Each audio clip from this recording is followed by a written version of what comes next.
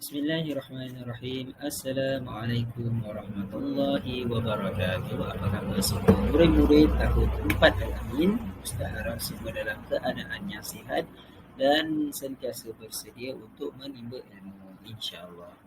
Okey, jadi pada hari ini kita akan belajar topik baru, tapi sebelum itu jom kita baca doa belajar sama-sama. Okey. Kawan-kawan, tadah tangan, mata pandang, tapak tangan, tangan paras dada. Bismillahirrahmanirrahim. Allahumma aftah alaina hikmataka wanshur alaina min khazaini rahmatika ya arhamar rahimin. Rabbi shrah li sadri wa yassir li amri wahlul 'uqdatam min lisani yafqahu qawli. Rabbi zidni ilman warzuqni fahman waj'alni minas salihin. Innahu min Sulaiman wa innahu bismillahirrahmanirrahim. Inni ra'aitu ahada asyara kawkaban wasyamsa wal qamara ra'aituhum li sajidin. Amin ya rabbal alamin. Alhamdulillah, kita dah habis baca doa belajar tadi. InsyaAllah dengan baca doa tadi kamu mudah faham dan diberkati oleh Allah Subhanahu Wa Taala. Okey, jadi sebelum Ustaz nak pergi ke tajuk pada hari ini kita akan belajar iaitu adab berjalan. Ustaz nak tanya dulu, kita ulang kaji sikit tentang pembelajaran yang lepas. Siapa yang ingat kita belajar yang lepas tentang apa? Pembelajaran yang lepas adalah kita belajar tentang adab melayan tetamu. Melayan tetamu macam mana, tetamu tu apa dia? Siapa ingat apa maksud tetamu? Tetamu ialah orang yang apa? Orang yang datang ke rumah kita dijemput ataupun tidak. Tak kisahlah orang tu kamu jemput ke tak jemput ke, dia datang, itu adalah tetamu kamu. Okey, jadi kamu kena layan dengan baik. Sebab apa kena layan dengan baik? Sebab itu adalah sunnah Nabi. Dan bila sunnah Nabi, orang yang datang ke rumah kita ni, dia membawa pahala, membawa rahmat, dia mengangkat darjat dan dia menghapuskan dosa orang di dalam rumahnya. Sebab tu kita kena layan baik-baik orang yang datang rumah kita. Alright, okay, habis untuk ulang kaji ringkas untuk adab melayan tetamu. Jadi hari ini kita akan masuk UPKK. Okay, kamu boleh buka nota padat UPKK warna biru tu. Right, adab berjalan tahun 4, muka surat 93 dan 94. Right, okay, kamu boleh buka. Okay, yang pertama, adab sebelum berjalan. Apa dia adab-adab dia? Kita nak berjalan ni pun dia punya adab-adab dia. Alright. Okay, jadi adab dia yang pertama adalah okey, yang pertama mestilah menutup aurat. Kita sebagai orang Islam mestilah menutup aurat. Tak bolehlah tak pakai tudung. Yang perempuan kena pakai tudung. Okey, yang lelaki kena pakai seluar panjang. Okey. Tak boleh pakai seluar pendek. Right. Kemudian apa? Yang kedua, berdoa.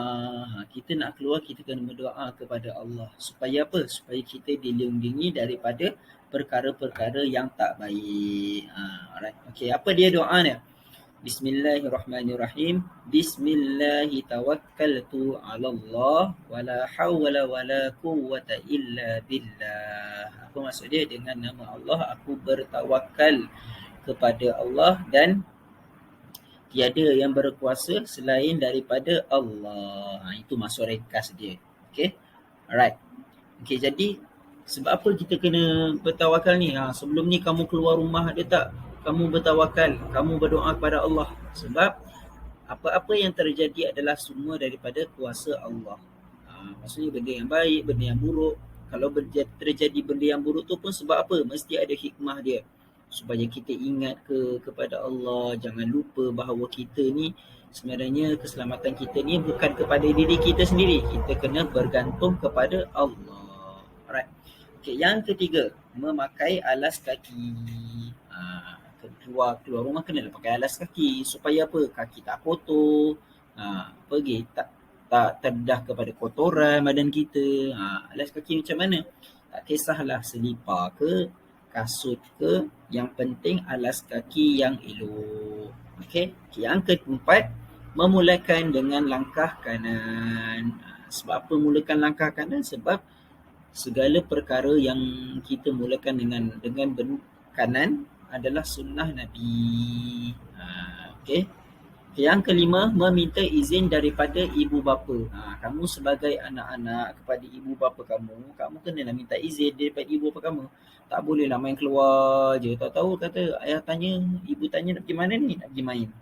Kena minta izin. Cakap dengan mak ayah, ibu, ayah, saya nak keluar main sekejap boleh? Depan rumah je. Minta izin sebab apa? Mereka ibu ayah kamu, mereka yang menjaga kamu. Kamu adalah tanggungjawab mereka. Jadi kamu kenalah minta izin. Walaupun pergi keluar ke depan rumah ke, pergi ke kedai ke, pergi ke mana kita tak kisahlah. Mana-mana pun kamu nak pergi kena minta izin. Okay? Alright. Melainkan kalau kamu dah kahwin. Kamu dah kahwin, yang perempuan minta izin pada suami. Okay? Itu yang perempuan dah. Kalau yang lelaki, tak apa. Sebab dia adalah ketua keluarga. Okay, tapi tak salah pun kalau kamu nak bagi tahu orang lain kamu nak keluar. Takut apa-apa yang terjadi, kamu boleh bagi tahu. Orang lain tahu kamu ke mana, kena apa-apa ke. Sekurang-kurangnya orang lain tahu kamu berada di mana. Okay. Yang terakhir adalah niat berjalan dengan tujuan yang baik. Kita nak berjalan keluar ni kena niat yang baik. Okay, supaya setiap perjalanan dekat luar kita tu akan mendapat pahala. Tak adalah sia-sia kamu keluar dapat penat je. Balik lepas tu rehat tidur macam tu. Tak. Sekurang-kurangnya gila kita berdoa kepada Allah, bertawakal. Kita niat dengan benda yang baik. Aku nak keluar ni sebab apa? Aku nak main. Sebab apa nak main? Sebab nak sihat. Dah lama sangat dah duduk rumah. Nak sihat. Dapat pahala. Right. Okey, yang seterusnya, adab semasa berjalan. Okey, adab semasa berjalan. Okey, tengok dekat bawah tu. Alright. Okey, yang pertama, melangkah kaki dengan sopan dan teratur. Maksudnya kamu berjalan lah. Kamu berjalan tu kena sopan. Tak ada nak kelam kabut, nak berlari sana, berlari sini, kelam kabut. Okey. Okay, yang kedua, memberi salam ketika bertemu sesama Islam. Okey, kalau kamu kat luar, berjumpa kawan-kawan ke ataupun bukan kawan kamu pun, bagilah salam, dapat pahala. Assalamualaikum, tak salah pun, orang tak pelik. Orang jawab je lah salam, Waalaikumsalam. Hello, jiran-jiran kamu kenalkan, bagi salam. Kalau kamu tak kenal pun kamu bersalam, orang Islam tu pun akan jawab salam kamu, dapat pahala. Alright, okay, yang ketiga, berhati-hati semasa berjalan dan ikut undang-undang. Okay, ikut undang-undang lah bila kamu keluar. Kalau naik kereta, ikut undang-undang jalan raya. Tak boleh buat laju, jangan lebihan laju. Right, okay, pakai tali pinggang, keledar. Apa lagi? Bila berjalan kaki, berjalan di tepi jalan. Jangan di tengah-tengah jalan. Kalau nak bersikal apa? Mengayuh dengan perlahan dekat tepi. Jangan terlalu laju. Membahayakan orang lain. Macam itulah. Alright. Okay, yang seterusnya, menundukkan sedikit pandangan semasa berjalan. Okay, kenapa kita kena tundukkan mata kita bila keluar? Okay, bila kita dekat luar ni, macam-macam benda yang kita nampak. Kadang-kadang kalau orang kafir tu, orang yang bukan Islam kan buka tudung, ada yang pakai pakaian yang tak sesuai. Jadi kita sebagai umat Islam kena menjaga pandangan. Tundukkanlah pandangan sikit supaya mata kamu terpelihara daripada benda-benda yang tidak baik. Sebab kita berniat tadi keluar kenapa? Sebab nak benda-benda yang baik. Jadi kamu keluar, bila nak niat benda yang baik, takkan kamu nak pandang benda yang tak baik. Sebab tu kita kena jaga pandangan kita bila di luar rumah. Okey, yang seterusnya, yang kelima, memberi laluan kepada orang yang lebih tua. Nampak orang yang lebih lagi tua daripada kamu, tak larat ke apa ke, dia nak lalu, bagi dia lalu dulu. Bukan kamu tak dapat lalu langsung. Okay, nak lalu satu tempat tu, jalan tu sempit. Bagi orang tu lalu dulu, yang orang tua tu lalu dulu, baru kamu lalu. Supaya tak adalah berlaku pergaduhan ke masalah yang akan berlaku pada masa tu. Okay. Right, okay. Yang terakhir, peka dengan keadaan sekeliling. Okay, bila kita berjalan kat luar ni, kita tak tahu apa yang akan terjadi. Kamu tak tahu kan? Okay, kamu keluar ni kat sini jadi apa. Jadi kita kena berhati-hati. Kena peka lah keadaan sekeliling. Apa maksud peka? Peka ni maksudnya kamu sentiasa melihat keadaan sekeliling. Maksudnya tak sambil lewa. Bila kamu berjalan dengan kawan kamu, 2 orang dekat luar, okay, tengok kiri kanan, ada tak orang yang mencurigakan ke, keselamatan diri tu okey ke tak, ada orang mengikut kamu ke tak. Lepas tu kalau kamu jalan kat jalan raya kena basikal ke, tengok ada kereta banyak tak, ada kereta nak lalu. Keadaan sekeliling tu kita kena tengok selamat ke ataupun tidak. Okay. Alright, okay. Seterusnya, perkara yang dilarang ketika berjalan. Apa perkara-perkara yang dilarang ketika berjalan ni? Okay, jom kita tengok. Okay, yang pertama, kamu tak boleh berjalan sambil makan dan minum. Kalau nak makan dan minum, duduklah dulu kat tepi. Kalau kamu bersukan tu nak minum sebab penat, duduk dulu ke tepi. Janganlah sambil kamu main tu, kamu berlari, bermain kat situ semua. Sambil itulah kamu nak makan dan minum. Tak boleh membahayakan keselamatan orang lain. Keselamatan diri kamu pun terjejas.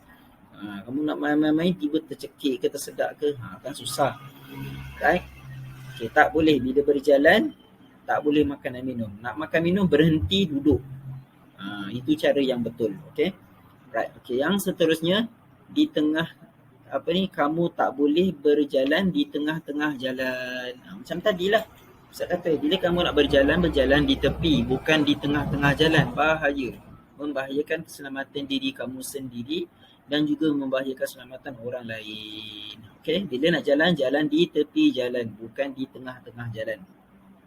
Okay, seterusnya, berjalan terlalu cepat ataupun terlalu perlahan. Tak boleh terlalu cepat. Okay, bila jalan terlalu cepat, terlalu laju, berlarilah maksudnya. Kamu mengganggu orang lain. Maksudnya kelang kabut, kamu boleh langgar orang lain. Terlalu perlahan pun tak boleh juga. Sebab apa? Orang yang nak berjalan, maksudnya dia ada kecemasan ke, dia nak cepat. Contohnya lah, dia nak cepat, ada kecemasan. Kamu terlalu perlahan, dah ganggu perjalanan orang tu. Maksudnya kita kena jalan bersederhana, tak laju, tak perlahan. Right? Okay, seterusnya, takabur dan bermegah-megah. Kenapa pula takabur dan bermegah-megah ni? Kenapa? Tak boleh. Sebab bila kita keluar ni, bukan kita nak tunjuk-tunjuk apa yang kita pakai. Kasut kita mahal ke, baju kita mahal ke, seluar kita mahal tak. Okay, kalau naik kereta mahal, bukan. Kita keluar ni supaya kita nak mencari benda yang baik. Contohnya nak pergi satu tempat, kenduri. Niat pergi kenduri, nak lawat orang. Okay, keluar, niat nak bersukan. Bukan untuk tunjuk apa yang kamu beli, apa yang kamu pakai. Berdosa. Tak bolehlah kamu berjalan nak keluar ni takabur, bangga diri. Takabur ni besar, berbesar-besar hati, berbesar diri. Bermegah-megah ni berlagak. Tak boleh. Okay, seterusnya, kamu berjalan tidak peka terhadap keadaan sekeliling. Macam tadilah Ustaz cakap, kamu kena peka. Kalau kamu tak peka, akan menjadilah benda-benda yang tidak diingini. Contohnya apa? Ragut. Apa lagi? Kalau yang perempuan boleh terjadi kes-kes yang tak elok, seksual. Macam apa? Macam rogol. Tak boleh. Jadi kamu kena berhati-hati bila keluar. Sebab sekarang ni sangat bahaya. Sebab tu macam umur-umur macam kamu ni, kanak-kanak macam kamu, tak boleh berseorangan, bahaya. Okay? Alright. Okay. Yang terakhir, tidak mematuhi peraturan. Okay. Bila kamu tak mematuhi peraturan, akan jadilah benda-benda yang tadi ni. Macam kamu bawa laju, accident, boleh berlaku kemalangan. Apalagi kalau kamu naik basikal tengah-tengah jalan, orang boleh langgar kamu. Okay. Kalau kamu berlari laju sangat, kamu boleh langgar orang. Orang luka, orang tercedera, kamu pun cedera. Macam-macam boleh jadi kalau kita tak mematuhi peraturan. Right?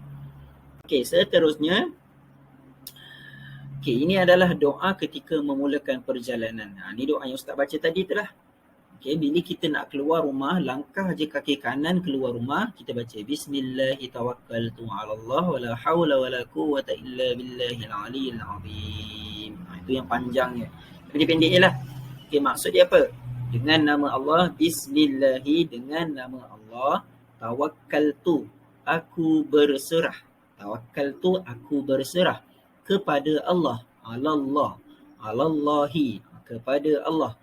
Dan tiada wala tu dan tiada, haula wala, tiada dia dan tiada, quwwata, kekuatan, illa, melainkan, dengan izin Allah, billah. Saya dah terjemah satu-satu dah. Kenapa kita kena baca ni doa ni bila keluar? Sebab kita berserah pada Allah bahawa tiada yang, maksudnya tak ada benda yang lebih kuat, maksudnya tak ada yang berkuasa untuk mengizinkan kita ni selamat di luar, melainkan Allah SWT. Okay? Alright, okay. Seterusnya, faedah mengamalkan adab berjalan. Apa dia faedah-faedahnya? Yang pertama, mewujudkan suasana harmoni. Maksudnya eloklah keluar, tak ada gaduh kalau kita buat adab berjalan tadi. Okay. Yang kedua, selamat dalam perjalanan. Kamu selamat, tak ada benda-benda kemalangan berlaku ke, kamu cedera ke, ikut undang-undang semua, elok je nanti.